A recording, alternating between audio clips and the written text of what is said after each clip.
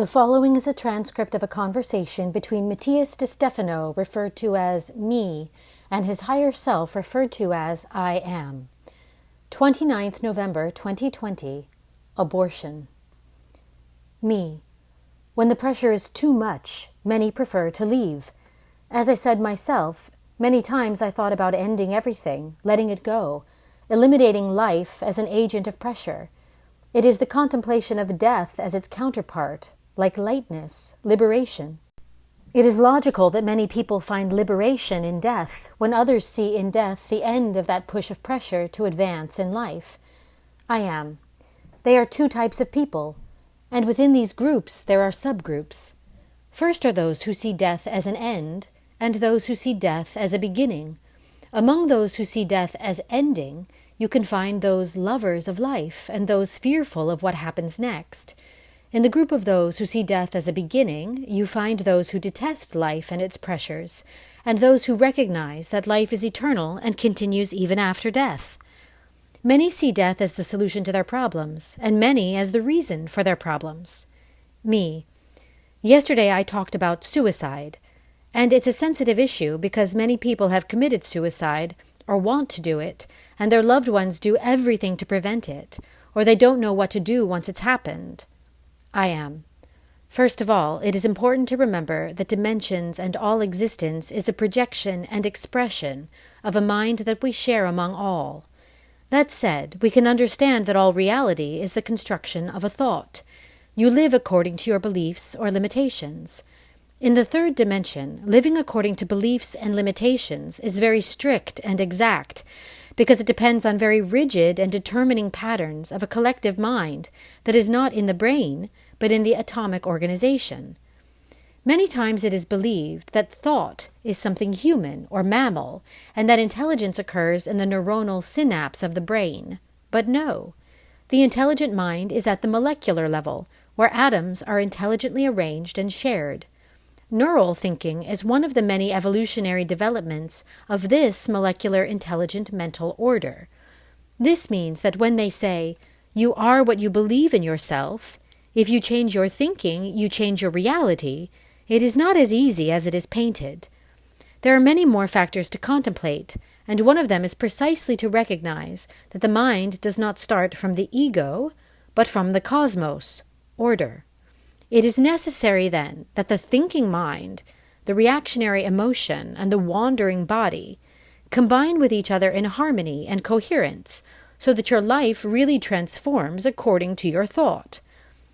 This leads us to understand what was explained yesterday. The seriousness of matter, gravity itself, is due to the contraction of particles in an atom, when electron, negative, and proton, positive, are attracted to each other.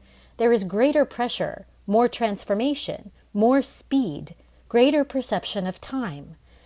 The more distended the atoms and their particles, the less transformation, the more flexibility, but at the same time less perception of time and space. Thus, through the dimensions, what happens is not that a being leaves one body or dimension to enter another, but what happens is the perception of how the atoms are distended, allowing him to perceive another reality. This implies that when you die, what you will see on the other side of the tunnel is nothing more than a timeless projection of who you are and feel.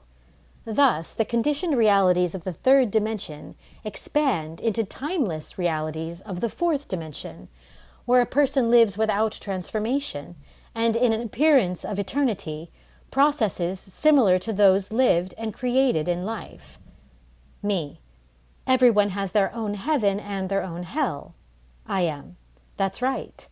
This leads us to understand that dimensions are a constant ouroboros of expansion and contraction of waves and particles, and that what we call heaven and hell is nothing more than the expansion or contraction of what each of us expresses, experiences, integrates, or transcends. Me. That is why suicide is not recommended, because the emotions and reasons why I carry it out are projected in the fourth dimension in a sense of eternity. I am. As you will see, there is no judgment of souls. The judgment is proper and is called coherence of being. Each dimension is the origin of the next. Each level to which you move is actually an echo of the beginning, of the original. Therefore, escaping from one dimension to the other, all you do is generate more echoes of the origin that will end up confusing you more and more. Me. Escape the origin, sure, it's impossible. I am. Move away, Indo-European apo, ab, of the origin from the Indo-European air, movement, from which arises the Greek word oros, mountain, and the Latin word oriri, origin, to be born, to arise. Give rise to the concept abortion. Me. That today is related to the termination of pregnancy. I am. Yes, but it has many more connotations. Abort a project, abort a ship, abort a place, abort an idea, abort a secretion, abort life, abort death. Me. Aborting death? I am. It can be aborting the idea of committing suicide, or aborting another dimension to be born into this one. Me. Sure, that is, everything that implies leaving something key to leave there. I am. That's right. Ortho is the concept of origin, of birth, of the place where things arise. Solar ortho is the place of sunrise. Orthodox is one who follows the original doctrines, although his etymological deviation comes from the Greek orthos, which means righteousness, right. Me. And ortho is ass in Argentina. As a fact, I say, I am. Because of its Greek origin orthos, as I said, straight, originating from the final part towards the anus. But ultimately, ortho refers to birth, to origination, to the beginning of life. And for the universe, everything is an echo of the origin. All times, past, present, and future, are echoes of original thinking. Every space, sun, planet, reality, dimension, is in turn the embodiment of the origin in different forms and perspectives. One is closer to the origin of things than one believes. Me. That is why in the spiritual path we are invited to go within, because there we find all the answers, because the origin is within us, and therefore we are taught the concept of I am. I am. Because the I am is the origin, and each individual is a door to that origin. For this reason, to escape from the origin, from expression, from creation itself, to escape in a way looking for a new one by denying the previous one, is to move away from the origin and create more and more tunnels and labyrinths, and we call this aborting. I know that the issue that most concerns everyone today is the issue of gestation related to this issue, but without first understanding what abortion really means, we could never understand what it implies at the social level. Me. It's a sensitive topic to talk about. I am. That's why it's a theme for Scorpio. Me. Ugh. Well, so, considering that abortion is moving away from the origin, it is denying the responsibility of staying in a place. It is escaping from a reality. So how do you see uterine abortion from a spiritual perspective? I am. It looks the same way, like escaping the responsibility of life. Let's go step by step to understand it. First of all, why do you think we are talking about this topic on Knee Day? Me. I guess it has to do with our history. I am.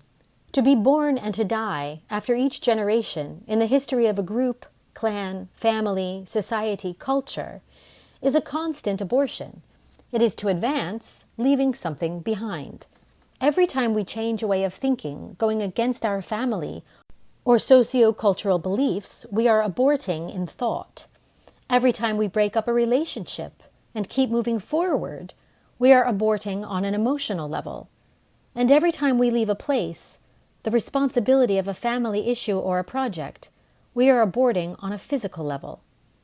To leave or deny the origin of something is to turn one's back on the clan, on the group, is to break into the continuity of a story. Me. Is that bad? I am. No, but it's traumatic. Consider the following. What you consider to be you is not you, your body. One thinks that the body is something personal, one's own. It is my body, and I do with it what I want. But the truth is very different. The truth is that your body is yours only on a conceptual level. The reality is that every cell in your body is a replica multiplied from the originals, and they have been the same for millions of years with some changes and mutations. Your body belongs to a whole group of individuals, and everything you decide about it, you decide above all a genetic clan. When you make decisions against that entire clan, you generate a break and a trauma that must be repaired. Now, the clan information may be machismo, and suddenly you become a feminist. The cells of your body will struggle to remind you of machismo and will confront you again and again with macho situations just for the sake of generating trauma. But if instead of breaking with the whole lineage, what I do is talk to them about change, make a family constellation, therapy, teach my ancestors the power of the body, of freedom, then the transformation will not be traumatic. It will be educational. That is, it will bring out the best of its interior, all its potential, and the ancestors will promote this transformation instead of fighting against it. Human conceptual individualism makes him believe that by changing a mental concept, the body will go behind like a meek and obedient dog, as if it were a mere organism without intelligence or memory of its own. Me. It makes perfect sense. It has happened to me with the issue of homosexuality, the issue of having a house of my own, of putting my mother in charge of things. All concepts that my ancestors would deny, and that's why it was so difficult at first, because we had to make peace with everyone. And the body has taken its toll on us with this, obviously. Now, what you say is from the point of view of recognizing that we must take responsibility for our decisions and how we act in relation to the body. But today, that is a very intense debate. That is, for millennia in most cultures, the woman's body was taken as a manufacturing product. That is, as a property of human generation. And clearly, one day it should be reversed, causing the woman to take power of her body again. There's a lot to stop and think about and debate here. Women have been mistreated and demeaned as mere producers for millennia, it is true, but they have done so for their greatest gift, pregnancy. Gestation is a cosmic gift. It is the ability to generate life. It is not a duty. It is a gift. The duty was imposed by cultures in a need to expand the population in historical contexts in which the shortage of people implied lack of work, food, defense. The duty of women was to bring children into the world to meet these basic needs in a world where the average lifespan was between 30 and 40 years. After the Industrial Revolution, the average lifespan went up because there were now machines taking care of many aspects. Health improved, the social system, defense, and the boroughs. In this way, with more rights year after year, women found a place of power, freeing themselves from their historical duty and being able to occupy other spaces. What I want you to see with this, first of all, is that the macho cultures that imposed on women their duty of gestation and upbringing were mobilized by a context of survival and not of sexuality or gender. In fact, most women promoted this social organization. A macho is born above all from the education of a mother, a grandmother, an aunt at home. Today is different. This is the first time in millennia of history that procreation is not a problem. There are too many humans. Now the machismo that remains is conceptual and archaic, without practical or logical sense with the context, remnants of a sick society in the past, a society to which everyone has contributed to gestate, not only men. A society may have slaves, but a culture has only accomplices.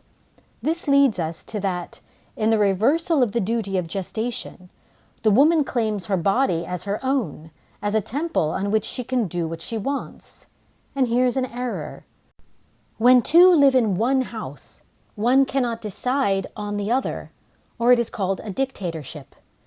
The imposition of power by the stronger or adult on the weaker. A gestational abortion is, at the cellular and energetic level, a rape, abuse, and aggression to the child of the house without voice or vote to defend himself. It is like a father or mother who, living together in a small home, locks the 5-year-old in a room and from the door beats him to death just because his presence disrupts the harmony of life that the parents had desired. Me.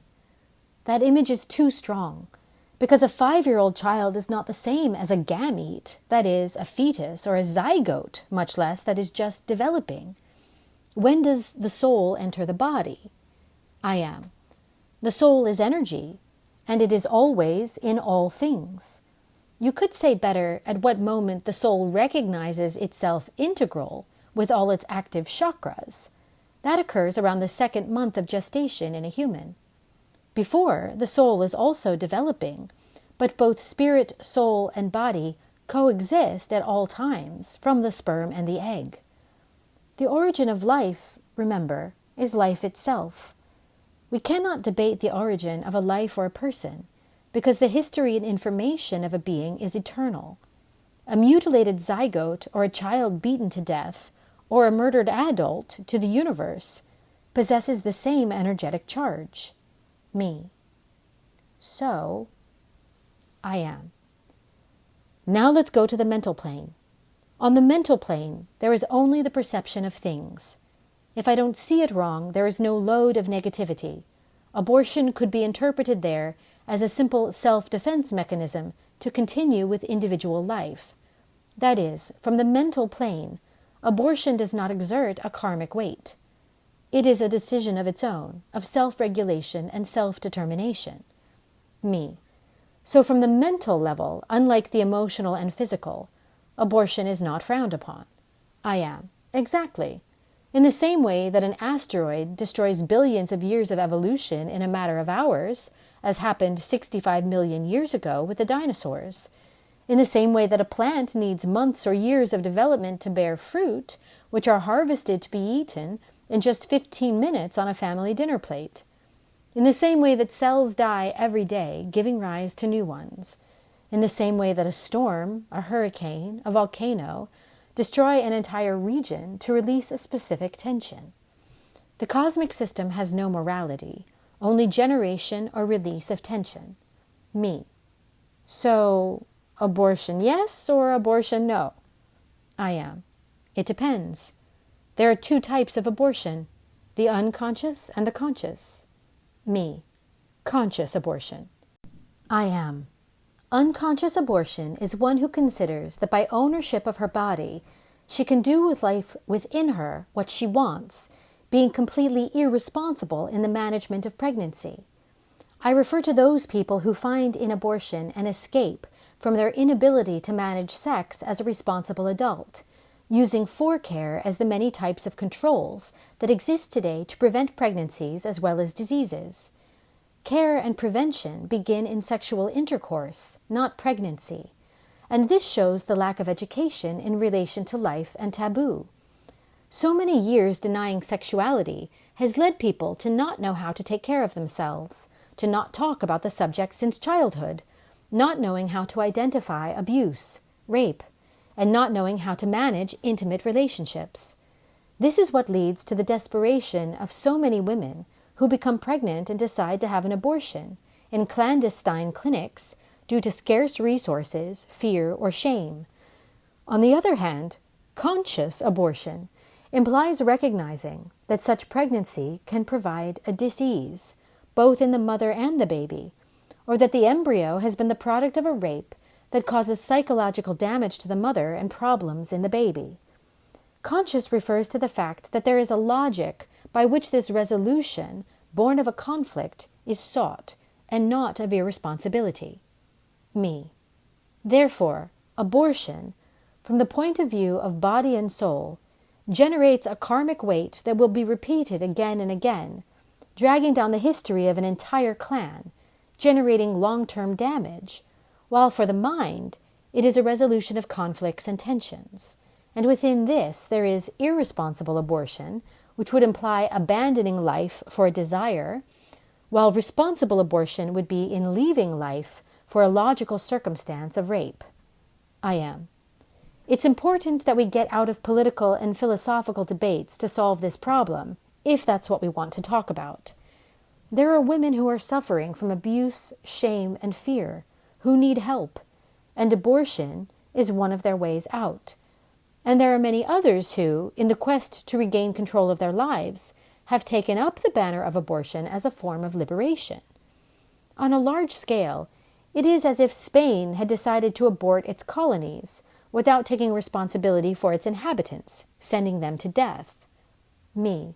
In a way, it did. I am. Well, yes. And in that attempt to abort colonies, unwanted children rose up and created the republics of the Americas. When we look at things from different perspectives, we will notice that morality sometimes defends and turns against the same concepts at the same time. Therefore, this issue cannot be politicized. Only two things can be done. Me. Which ones? I am. Resolve the current real conflicts of thousands of women who suffer this harsh reality with better health system and psychological support. And the second, to design a better educational system that involves sexuality from kindergarten itself, that helps children identify gender abuse and sexual abuse, and that teaches from childhood how to take care of themselves and recognize a correct, consensual, and careful sexual relationship. The rest are just philosophical positions that can lead us to debate for years. Origin of life, control of one's own body, legal abortion without question. That's what would make me the most noise. Asking for an abortion without question is like murdering someone and asking for the right not to have a trial. I am. I repeat, the more you focus on judging and not educating from the facts, but from ideology, you will be wasting your time. We all abort something in our lives, beyond the responsibility of women over their gift of gestation. All those who abandon their projects out of fear or shame, who decide to take their own lives, turn their backs on their family or love. Everyone who seeks to escape from his life, to share life, or to give life, lives from abortion. Me. And it's important to stop escaping. I am. Well, if what you are looking for is light, enlightenment, clarity, abortion only takes you west, escaping the only truth, and that is that the ortho, the birth, is in the east. It is enough to contemplate and stop running from the responsibility of being where you should be, to see the sun rise over the horizon and illuminate your face. Me, the heliac ortho, the dawn of the sun, being born from the origin. I am. There you remember that everything is a cycle, and that no matter what you do or where you go, you will always reach the origin.